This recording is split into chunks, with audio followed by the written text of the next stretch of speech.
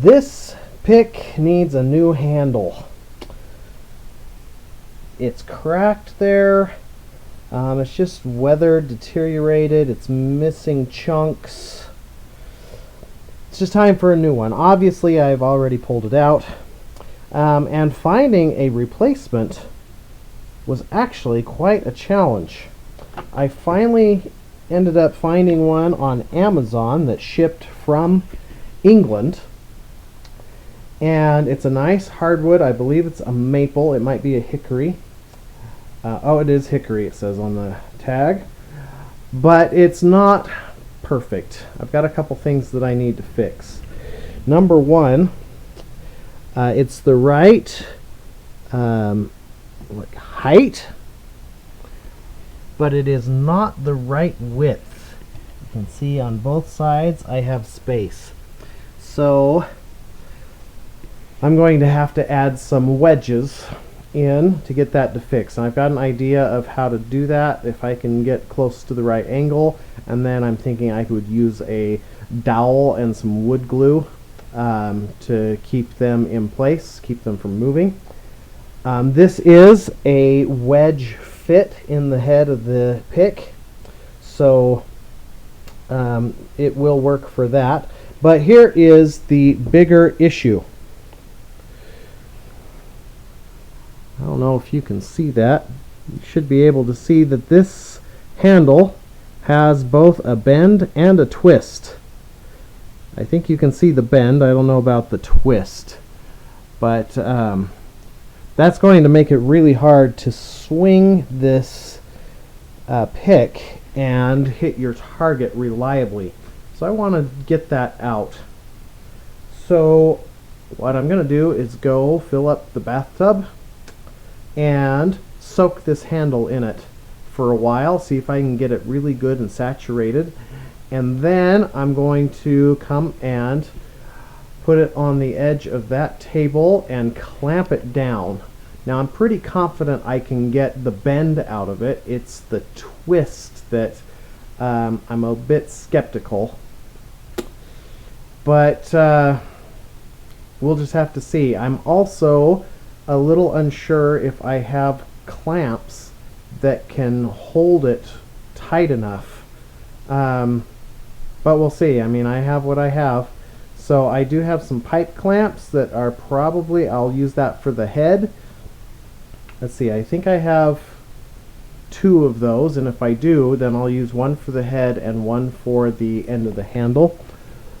And if I can get the maximum pressure there, my other clamp should be able to put the needed pressure in the middle to get the twist out.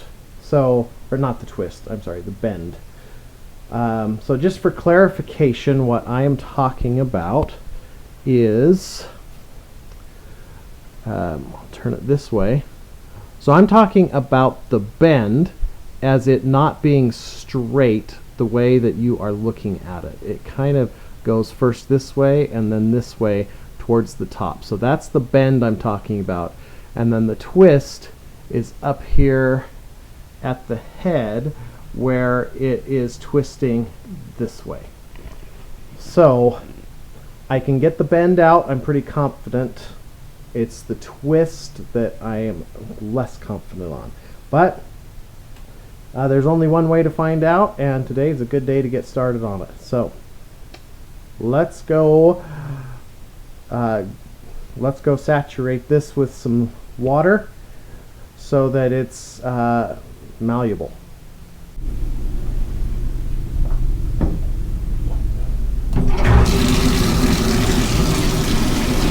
It has occurred to me that that handle is likely to float, so to saturate it properly, I'm going to have to find something to weigh it down.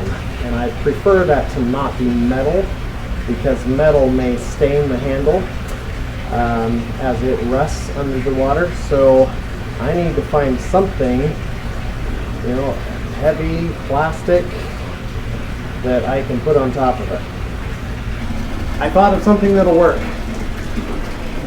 I've got some spare glass from my Jeep that I keep around just in case. That'll do it. That should be deep enough. So let's... Yep, it floats. So, one panel. We'll put it this way. Perfect. Actually, it looks like I only need one. That one is holding it down just fine. So let me just see if I can center it. I did use hot water. Just the perception that heat will also help with penetration. So I can see, I don't know if the camera's picking it up, but there are bubbles forming under the glass, presumably from the handle itself. So I'll leave that to soak for a good while, and then we'll get it on the table and see what we can do clamping it down. This has been soaking for 5 or 6 hours, and I don't know if you can see, I've got some air bubbles. I've already tipped this glass once. It had a really big bubble, same place that this one is. It's about that big. That I let go, and that was a couple hours ago. I'm still seeing air bubbles on the head up here, but I'm going to go ahead and pull it and get the clamps on. I have made it out to the garage. It's kind of weird to not really be in a hurry to get this, clamped up. Because usually I'm like working with epoxies and glues and stuff, and it's like, hurry, get it clamped, get it clamped. But this isn't drying before I can get it clamped up. As water is prone to do, it has raised the fibers on this, and so it is not nearly as smooth as it was originally, but that is an easy fix with some even very fine grit sandpaper can take care of that. That's not a big deal. Anyway, I have this in position here, and so let's get some clamps on. I'm going to try to set you up to where you can watch the process.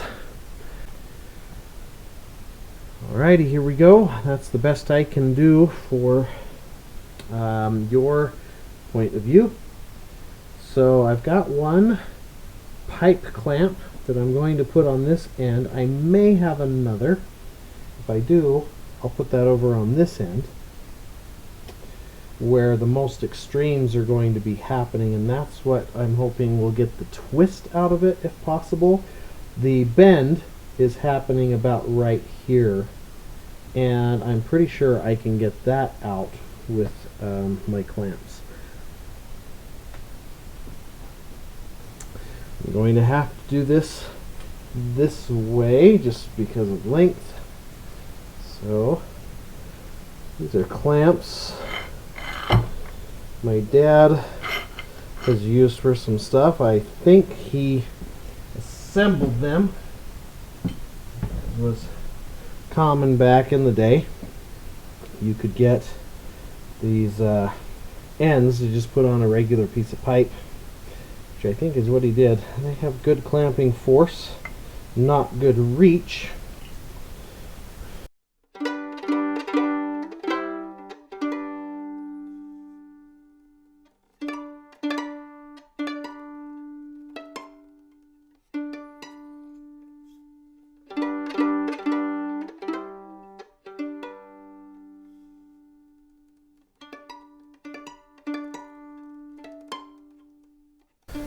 I've got that on, and it looks like this end is nice and flat, and I do have another one of these.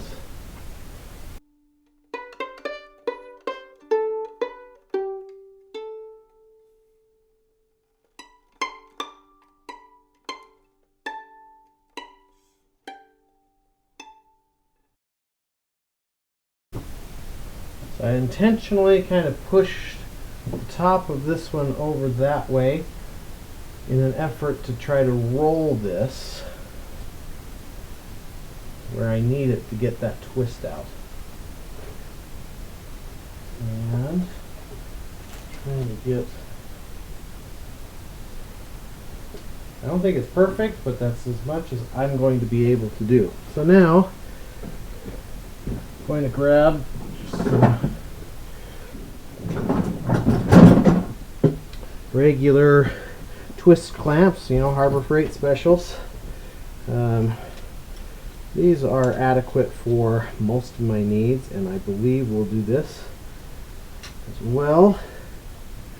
Let's start with one right here. And the intent of these is to take the bend out, which it's totally pushing that down to the bench.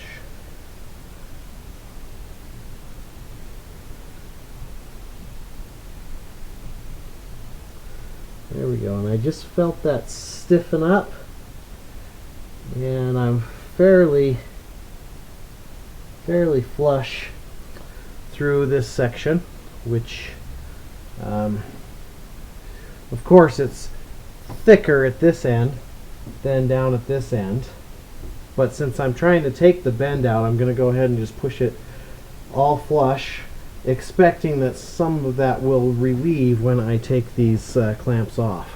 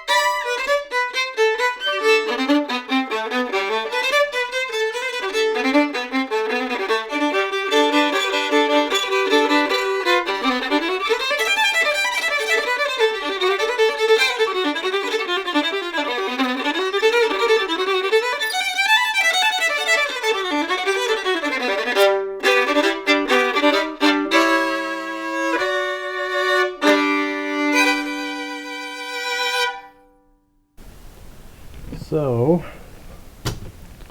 as the saying goes, you can never have too many clamps. I got that pretty good, but I would like to get a couple more. I don't know if I can tighten them. If I can, I want to get probably one more in between each of these.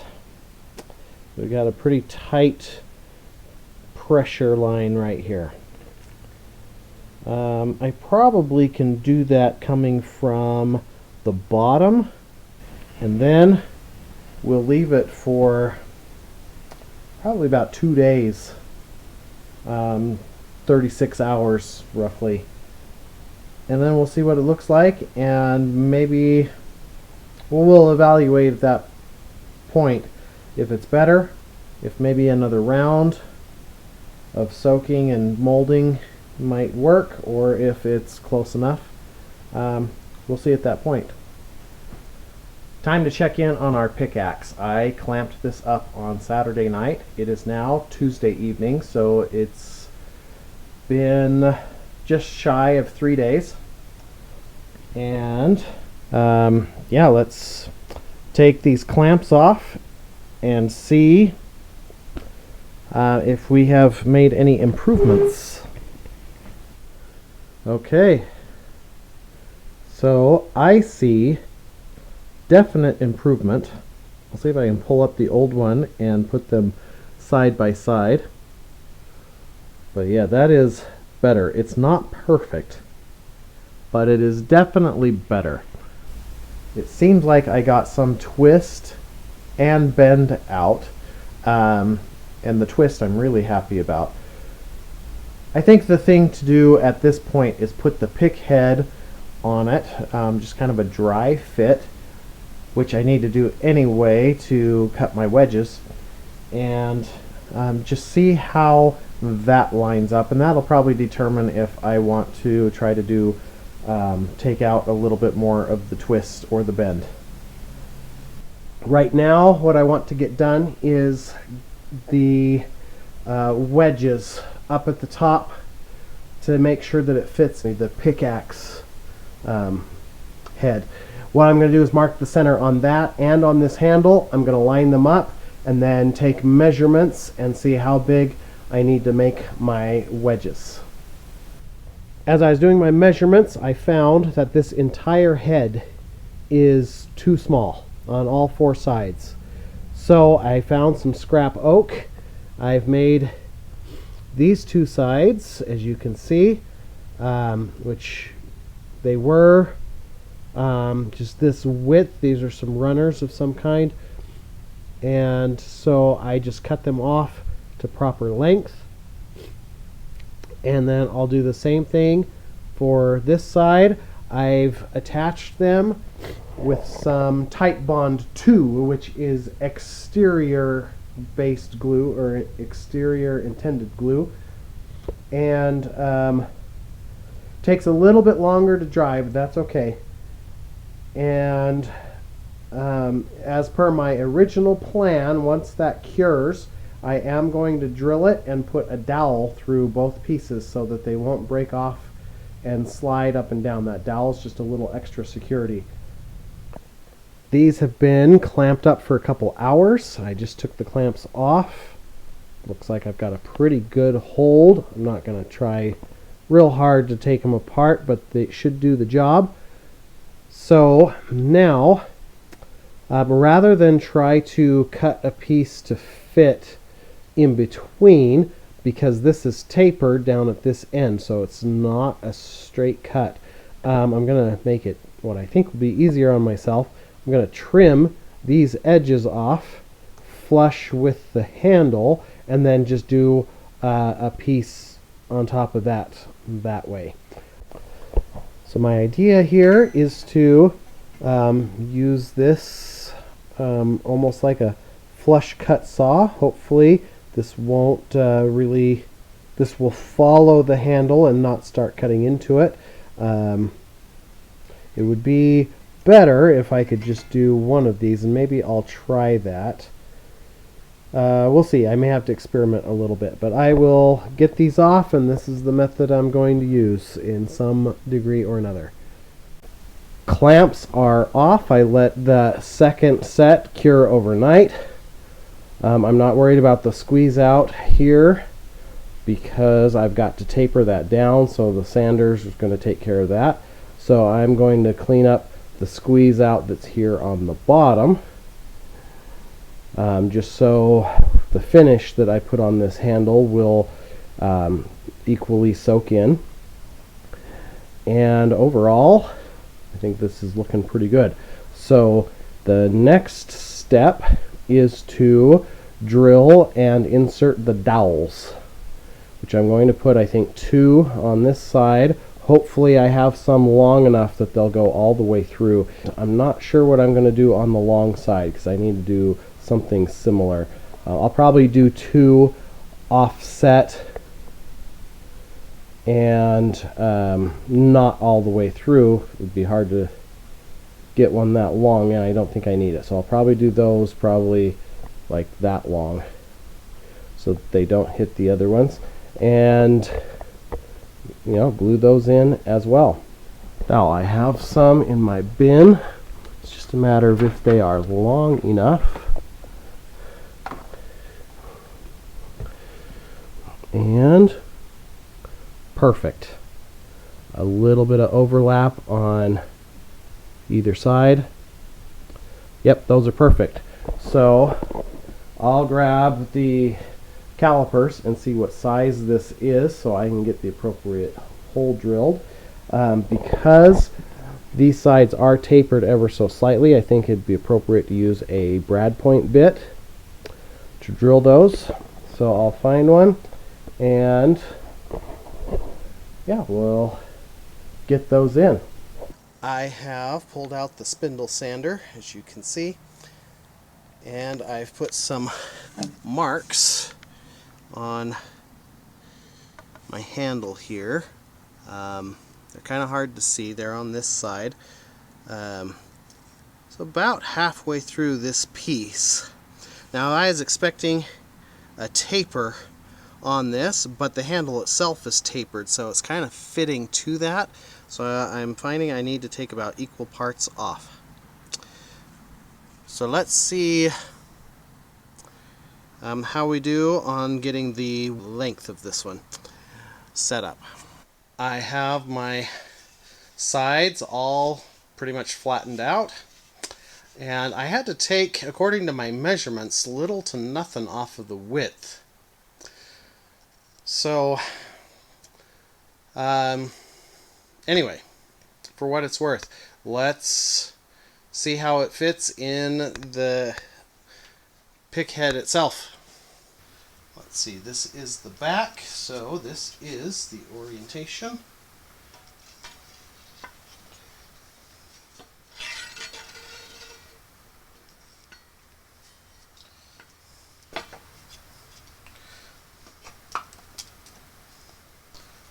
Okay.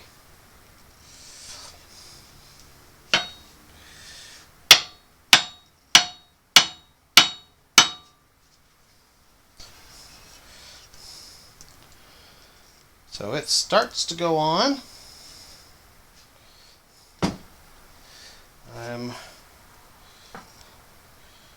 I'm wedged in widthwise and kind of locked up on this far corner right here. So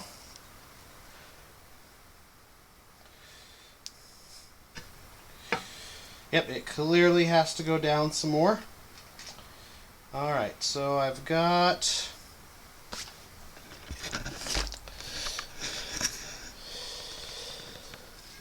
some of my edges here that don't quite line up. I'm going to use those for guides right now. So I'm going to go take the top down until those four corners are flush, and then we'll come back and try it again. I took the pick head over to the sander with me because I was fitting it off and on numerous times. As you can see, I've got it pretty much dialed in. It's on there nice and tight. You can see my fit at the top. A little narrow here, but I'm nice and snug front and back. So, and you can see this is what I was looking at when I was doing the sanding.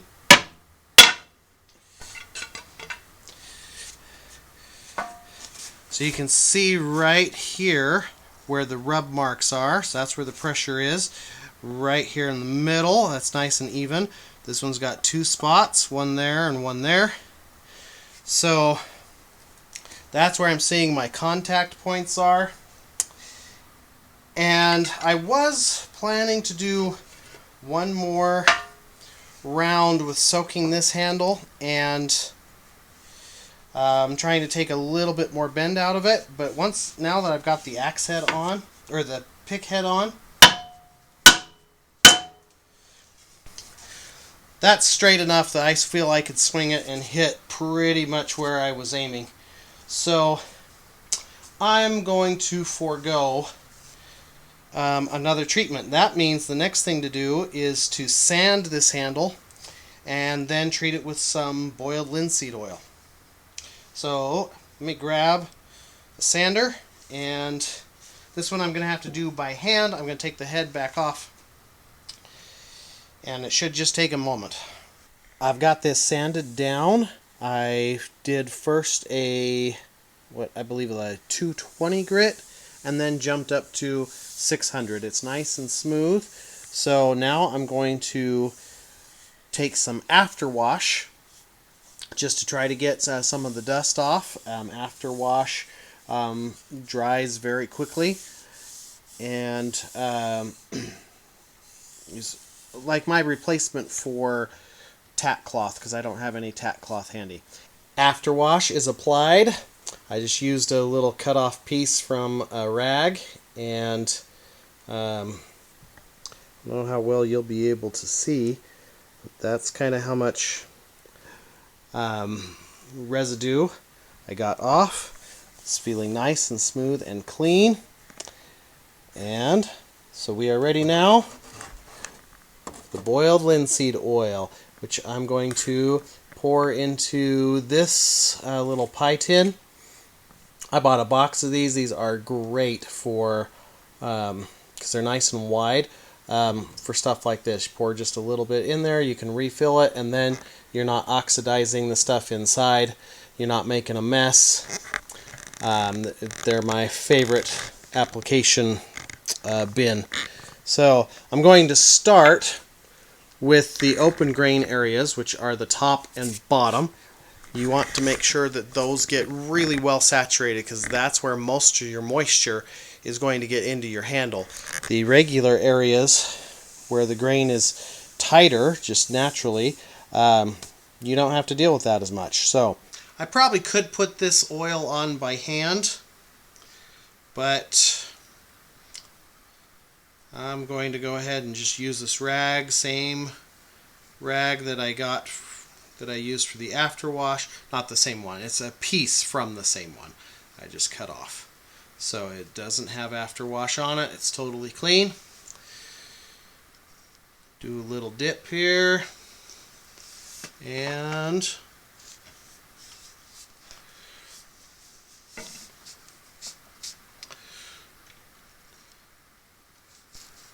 there we go. Directions for this boiled linseed oil. It says to rub it on, let it sit for approximately 10 minutes, and then wipe off the excess.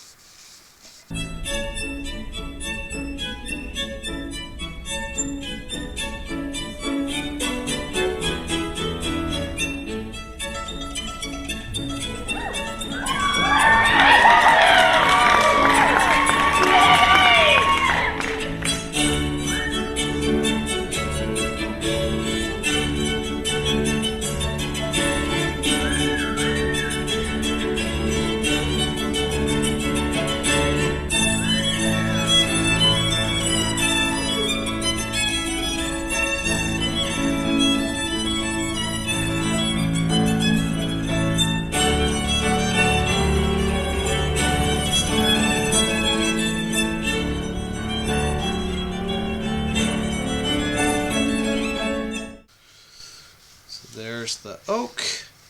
You see the difference, the gloss versus the treated.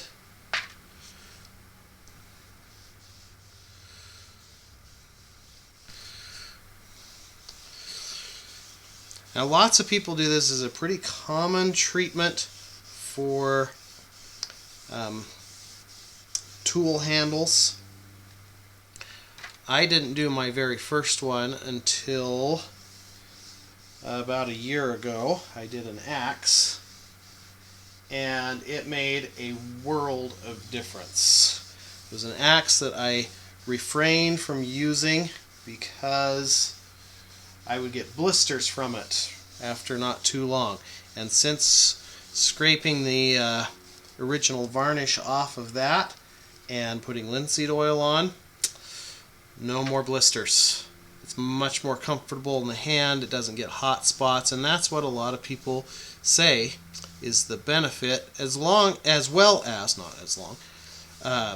it also helps preserve it. It makes it water resistant, and you just refresh it every once in a while is kind of the treatment. So that all said, I will obviously continue to work on this, and I'll bring you back for the end result. Okay, I've got this with kind of like the first layer, and I've gone over it a couple of times. I started to kind of rub it down with my hands, hoping that a little friction and a little heat would help it penetrate a little better, and then it dawned on me, I've got a heat gun right behind me.